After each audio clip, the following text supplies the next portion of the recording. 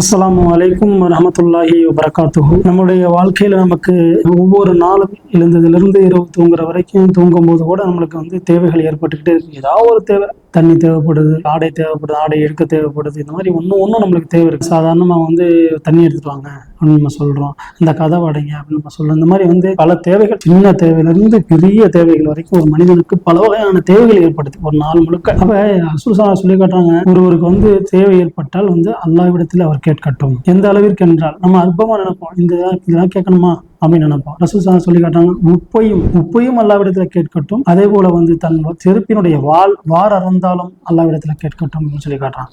அப்ப நம்ம எதையுமே அற்பமா நினைக்காம அல்லாஹ்விடத்திலே சார்ந்து அல்லாஹ்விடத்தில் நம்முடைய தேவைகளை வெளிப்படுத்தி கேட்கக்கூடிய நேரத்தில் அல்லாஹ் ரொம்ப சந்தோஷப்பட்டு நம்மளுக்கு வாரி வணங்கக்கூடிய நம்முடைய அந்த தேவைகளை உடனடியாக நிறைவேற்றக்கூடியவனாக அல்லாஹ் இருக்கிறான். ஆக நம்முடைய தேவைகளை அல்லாஹ்விடத்திலே கேட்டு பெற்றுக்கொள்வோம், அல்லாஹ்விடத்திலே உதவி பெற்றுக்கொள்வோம். அல்லாஹ் போதுமானவனாக இருக்கிறான். அஸ்ஸலாமு அலைக்கும் வரஹ்மத்துல்லாஹி வபரகாத்துஹு.